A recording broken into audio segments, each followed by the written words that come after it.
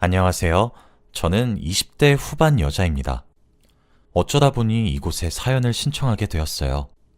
사실 저는 여기 있으신 다른 분들보다 나이는 훨씬 어리지만 그럼에도 불구하고 제가 살아오게 된 인생 또한 만만치 않아 여러분들께 제가 겪었던 일들에 대해 털어놓고 고생했다고 위로도 받고 싶고 잘 자랐다는 칭찬도 듣고 싶어서 그동안 속으로만 숨겨놨던 제 사연을 들려드리도록 하겠습니다.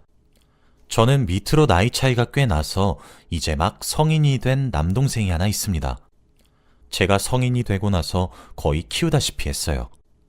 제가 그럴 수밖에 없었던 이유를 설명을 드리자면 부모님을 사고로 한순간에 두 분 다 잃었기 때문입니다. 저는 서울에 있는 한 대학교에 붙으면서 고향을 떠나 홀로 서울에서 자취를 시작했습니다. 저희 부모님은 자영업으로 생계를 유지하셨는데 꽤나 장사가 잘 되었기 때문에 저희 사정은 꽤 여유로웠습니다.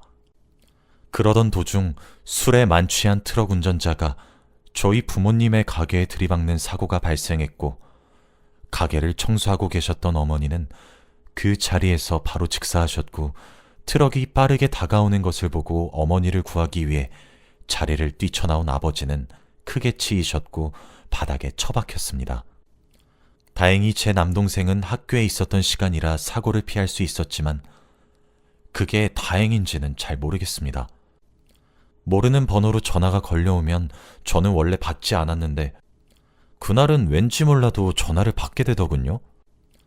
병원에서 위급하게 들려오는 듯한 목소리와 그 내용에 저는 전화기를 떨어뜨렸고 그 자리에 돌처럼 굳었습니다. 믿기지가 않았거든요. 바로 어제까지만 해도 택배로 반찬을 붙였으니 남기지 말고 먹으라는 엄마의 말씀과 힘든데 고생이 많다는 아버지의 격려가 있었는데 어머니는 자리에서 이미 숨을 거두어서 어쩔 도리가 없었지만 아버지는 위중한 상태라고 빨리 병원에 오라고 하더군요. 학교고 나발이고 뭐가 문제였겠습니까? 당장 고향으로 뛰어내려갔습니다. 중환자실에 누워 계신 아버지의 모습과 수술 효과를 기대할 수 없다는 의사의 말이 너무 원망스러웠고 그 길로 바로 장례식장으로 내려갔습니다. 그곳엔 아직 10대에 불과한 어린 나이의 남동생이 주저앉아 엉엉 울고 있었고 저를 보자마자 제품으로 달려들어 꺼이꺼이 울었습니다. 엄마를 그렇게 보낸 뒤 저는 고향에 정착해 아버지를 간병하고 동생을 케어하기 위해 학교에 휴학계를 냈고 급하게 자취방을 빼기 위해 서울로 다시 향했습니다.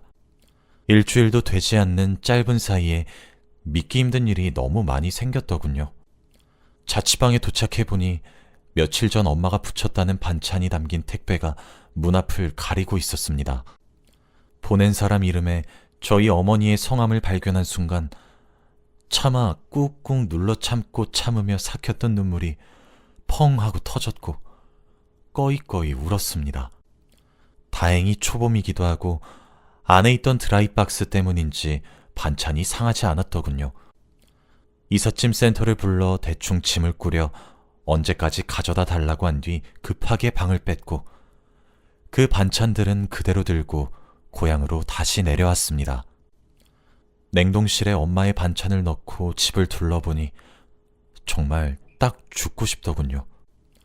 그래도 아버지가 아직 살아 계시니까 하는 마음으로 버티고 버텼습니다. 20살. 고등학교를 졸업한 지 얼마 되지 않는 나이. 이제 막 성인이 된 저는 할 수 있는 게 없었고 그저 아버지가 눈을 뜨기만을 기다리고 또 바랬습니다. 하지만 몇 달 지나지 않아 저는 동생의 학교에 전화를 걸어야 했습니다. 아버지가 지금 막 돌아가셨으니 동생을 병원으로 보내달라고 말이죠. 아버지는 트럭에 치이면서 바닥에 머리를 크게 찌으셨는데 그 충격으로 신경이 손상되어 결국 커다란 수술 이후에도 뇌사 상태에 빠져 돌아오지 못하셨습니다. 생전 봉사하시며 남을 도우셨던 아버지가 생각났고 결국 아버지는 7명의 새로운 생명을 남들에게 나눠주고 돌아가셨습니다. 저보다 9살이나 어린 동생을 두고 제가 차마 무너지고 꺾어질 수 없었습니다. 그렇게 부모님 두 분의 상을 몇 달 내에 연달이 치러냈어요. 그리고 알게 된 사실은 어머니와 아버지 두 분 모두 저와 제 동생 둘의 등록비와 결혼 자금을 따로 모으고 계셨고, 그 외에도 보험을 많이 들어놔서인지 보상금이 꽤 컸습니다. 그리고 음주운전 차량의 운전자 가족으로부터 보상금도 많이 받을 수 있었어요. 그나마 다행이었던 점은 음주운전 차량의 운전자 또한 즉사를 했다는 소식이었습니다. 솔직히 살아있었다면 제가 죽여버렸을 것 같기도 한데, 죽었다는 소식이 어찌나 다행이던지 스스로 제가 악마 같은 생각에 소름이 끼치다가도 웃음이 나오더군요. 변호사를 선임해 우리 부모님의 목숨값을 받아낼 수 있을 만큼 최대한 받아내었습니다. 하지만 그게 무슨 의미가 있겠습니까? 이미 저와 제 동생은 부모를 잃었는데요. 그렇게 부모님의 자산을 대충 정리하고 가게도 팔았습니다. 배우지 않아서 운영을 할 수가 없었거든요. 보상금과 합의금까지 합치니 굉장히 큰 돈이 모였어요. 그렇게 부모님이 사셨던 집으로 다시 돌아갔고, 그 이후론 술과 담배만 했던 것 같습니다. 지금 생각해보면 남동생도 많이 어렸었는데 그 어린 것이 제 눈치를 봤을 거란 생각을 하면 가슴 한켠이 짠해지네요. 몇 달을 그렇게 폐인처럼 살았을까. 남동생의 담임 선생님께서 저희 집에 찾아오셨더군요. 부모님을 잃은 충격이 컸던 저는 당시 우울증과 폭식증을 앓고 있었습니다. 갑자기 찾아온 남동생의 담임 선생님도 짜증나고 화가 나서 현관문을 열어 표독스럽게 왜 오셨냐고 쏘아붙였어요. 그랬더니 이제 막 초임으로 부임한 선생님으로 보이는 분께서 말하더군요. 걱정이 되어서 실례를 무릅쓰고 이렇게 찾아뵙게 되었습니다. 불쾌하셨다면 죄송합니다. 라고요. 막상 화는 냈지만 바로 사과를 하는 선생님의 모습에도 뻘쭘해 잠시 기다리시라 말을 하고 거실에 널브러져 있던 것들은 다 방으로 처박아 버리고 들어오게 했습니다. 하지만 그럼에도 불구하고 누추한 꼴이었죠. 집 냉장고를 엄마의 손길이 닿은 채로 두고 싶어 아무것도 버리지 못하고 먹지 못해 냉장고도 엉망이라 집에 음식물 쓰레기 냄새도 진동을 했을 것이고, 여기저기 널브러진 술병들도 애써 무시할 수준이 아닐 만큼 많았을 테고, 집안 곳곳에 담배 냄새가 났을 테니까요. 여기저기 배달 음식을 시켜 먹은 흔적과 치우지 못해 벌레들이 있는 흔적들까지. 막상 집에 선생님을 들이고 나니 그제서야 부끄러움이 밀려오고, 동생의 담임 선생님께 잘 보여도 모자란 것을 폭식으로 인해 뚱뚱하고 음식 국물이 묻은 늘어난 티만 입고 인사를 드리는 게 참 창피했습니다. 전날 마신 술 때문에 속도 안 좋았죠. 그렇게 이야기를 나누게 되었습니다.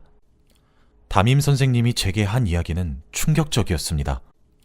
부모님이 돌아가시기 전 남들과 다른 활발함으로 반의 분위기를 주도하는 분위기 메이커였고, 친구들에게 둘러싸여 있었다는 제 동생이 지금 왕따를 당하고 있다고 하더군요.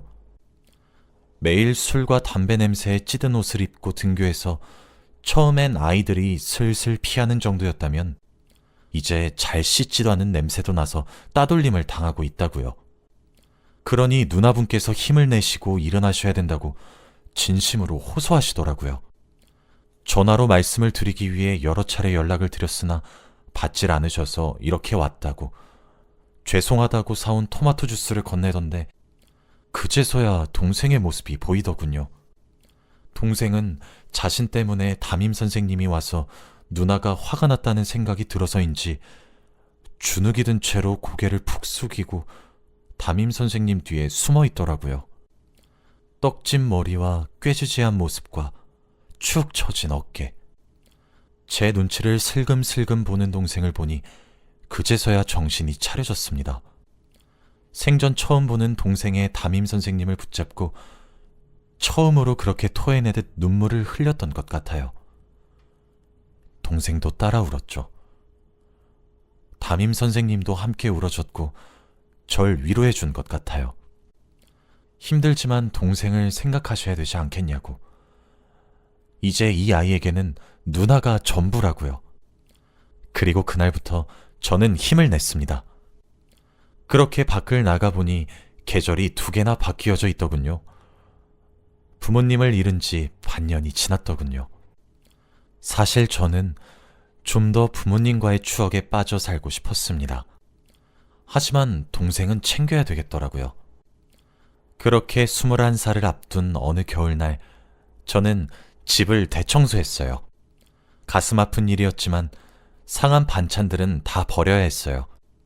하지만 그건 못 버리겠더라고요. 냉동실에 제가 얼려둔 엄마 반찬 말이에요. 동생에게 계절에 맞는 옷을 꺼내주었고 함께 목욕을 했어요. 다음날 세스코 업체를 불러 집안의 벌레들도 퇴치했죠. 동생은 그제서야 웃더라고요. 자기 이제 안 버리는 거 맞냐고 물으면서요.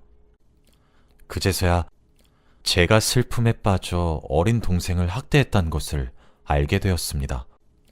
환경이 깨끗해지니 저도 환기가 되더라고요. 다행히 저희 부모님은 남겨주신 재산과 막대한 합의금이 있어서 금전적으로 아끼면 동생의 결혼 자금과 대학 학비는 무난할 것 같았죠. 그때 담임 선생님의 도움을 참 무지하게 많이 받았습니다. 21살의 어린 여자가 할 줄 아는 게 무엇이 있겠습니까? 살림도 엉망이고 요리도 엉망이고 뭐 그랬죠. 어렸던 저는 오빠처럼 물어봐도 괜찮으니 삶을 포기하지 말라는 담임 선생님의 인쇄칠에 정말로 오빠 오빠 거리며 이것저것 묻고 도와달라고 도움을 청했어요. 그리고 우울증과 폭식증을 고치기 위해 상담을 다니기도 했고 운동을 다니며 몸도 마음도 건강하게 돌리려고 많은 노력을 기울였습니다. 그렇게 지내니까 처음에 저는 모든 사람들이 저를 동정하고 있다고 생각하고 부정적으로만 받아들였는데 환경을 바꾸고 생각을 바꾸니 참 고마우신 분들이 많더군요. 동생의 친한 친구들의 어머님들도 저희 집에 들러 이것저것 도움을 주고 알려주기 시작하셨죠. 그렇게 도움을 받으며 지내길 반년. 하루는 담임 선생님께서 제게 복학을 권하더군요. 대학교는 계속 다녀야 되는 것은 아니냐고요. 하지만 제가 서울에 아이를 데리고 이사를 가버리면 아이의 정서적인 문제나 그런 것들이 많은 영향을 받을 것 같았고 그럴 바엔 재수를 하겠다 싶었어요. 제가 완벽하게 케어를 해주지 못하니 동생은 환경이라도 바꾸지 말자 싶었거든요. 그렇게 재수 반년 끝에 성공했고 고향에 위치한 국립대에 다니게 되었어요. 어쩔 수 없이 학과 생활에는 많은 열의를 쏟지 못했어요. 알바도 해야 했으니까요. 차마 목숨값으로 남겨주신 돈은 쉽게 사용하지 못하겠더라고요. 등록금, 학비 이런 것들은 괜찮았는데 생활비는 참 못 쓰겠어서 벌었거든요. 그렇게 저는 저희 집에서 과외를 하면서 지내게 되었어요. 저보다 어린 동생을 케어하면서 집안일을 하면서 할 수 있는 일은 과외뿐이더라고요. 그리고 생각보다 그건 꽤 잘 되었습니다. 그렇게 번 돈으로 동생도 가르쳤고 하고 싶다는 거 배우라고 학원도 보내주었어요. 제가 아이들의 성적을 쑥쑥 올려놓기 시작하자마자 생각보다 정기적인 수입을 벌 수 있게 되었고 동생도 함께 공부를 하게 되니 성적이 좋게 나올 수밖에 없었죠. 그렇게 대학생활 4년 내내 과외로 생활비를 충당했고 여전히 담임 선생님과 교류를 하고 있었어요. 대학을 졸업한 이후에도 과외를 하겠다는 학생 지원이 늘어났고 고민 끝에 조금의 목돈으로 집 근처에 사무실을 얻어 아이들을 가르치는 일을 중점적으로 하기 시작했습니다. 그렇게 점점 학생 수가 늘어나 혼자 감당이 되지 않아 경력직의 직원을 하나둘 뽑게 되었고 어느새 지금의 저는 10명의 선생님을 거느린 학원의 원장님이 되었습니다. 처음엔 전 과목 전부를 가리지 않고 봐주었지만 수학과 영어만을 집중적으로 가르치는 것으로 바꾸자 학생들이 정말 많이 오기 시작했습니다. 거의 저희가 살았던 동네의 대다수의 학생들이 올 정도였죠. 그 사이 제 남동생은 커다란 굴곡 없이 자랐고 큰 반항 한 번 하지 않고 커주었어요. 그리고 올해 서울에 내노라 하는 대학교의 철석부터 저희 학원의 자랑거리도 되어주었습니다. 그 사이 저는 제게 도움을 많이 주었던 담임 선생님, 아니, 이제 남자친구라고 해야 될 것 같네요. 남자친구와 진지하게 만나는 사이가 되었습니다. 알고 보니 그때 담임 선생이 되고 처음 맡게 된 반이 제 남동생의 반이었다고 하더라고요. 처음엔 위로를 한 것도 진심이었지만 정말 오빠 오빠 하며 질문 세례를 쏟아내는 제가 귀엽기도 귀찮기도 했는데 어느 순간 제 걱정만 되었다고 하면서 제게 고백해왔고 저희는 내년에 결혼을 목표로 준비하고 있습니다. 알고 보니 저보다 7살이나 많은 사람이었더라고요. 저는 제가 가장 힘들었던, 어쩌면 삶의 의지도 놓았을지 모르는 그때 제게 거침없이 손을 내밀어준 사람이었기에 저 또한 오빠의 고백을 받아들이게 되었습니다. 결혼 전에 벌써 3번이나 눈물을 흘렸어요. 결혼을 허락받게 되었을 때도 저희 부모님의 산소에 직접 찾아가서 인사를 드렸고 산소에 대고 걱정하지 말라고 평생 잘 대해주겠으니 마음 놓고 하늘에서 지켜봐 달라는 모습에 한 번 눈물을 훔쳤고 예비 시부모님을 뵙게 된 날에도 부모가 없다는 점을 하자로 보시면 어떡하나 전전긍긍했던 것이 우습게도 예비 시어머니께서 그동안 고생이 얼마나 많았겠냐고 어린 나이에 잘 자라왔다고 제 손을 쓰다듬으며 눈물 짓는 모습에 2번 눈물을 훔쳤고 얼마 전 스승의 날인 5월 15일 동생이 서울에서 집까지 내려와 제게 꽃다발과 선물을 건네주더라고요. 일주일 전에 내려와서 어버이날에도 키워줘서 고맙다고 케이크를 사줘놓고 없는 돈에 무슨 선물이냐며 의아해했더니 동생이 저더러 누나는 내 어버이면서 스승이기도 하잖아 하는 말에 3번 눈물을 훔쳤습니다. 아직도 제 눈에는 여전히 아이 같은 제 남동생도 이제 스스로 앞길을 찾아나가는 모습이 대견하고 그렇네요. 저는 내년 4월에 결혼이 예정되어 있어요. 다행히 예비 시부모님이 되실 분들도 그리고 제 남편이 될 분도 인성이 남다르게 좋으세요. 하긴 콩 심은 데 콩 나고 팥 심은 데 팥이 난다고 하는데 그런 부모님을 보고 자라 제 남자친구도 좋은 사람인 것이겠죠. 남자친구는 제가 남동생의 뒷바라지를 하고 싶다고 말을 채 꺼내기도 전에 먼저 말을 꺼내더라고요. 제 동생이 돌아올 집은 여기라고 말이에요. 제가 어쩌다 이렇게 착하고 좋은 남자를 만난 것인지 모르겠어요. 하늘에 먼저 가 계신 부모님의 선물이라는 생각도 들고 남동생이 이어준 인연이란 생각도 드네요. 남들은 희망찬 대학 생활을 하기 시작했을 때 저는 제게만 일어난 이 일이 너무 믿겨지지 않았고 뻔뻔스럽게 합의를 해주면 안 되냐는 가해자 측 가족의 말에 화가 주체되지도 않았습니다.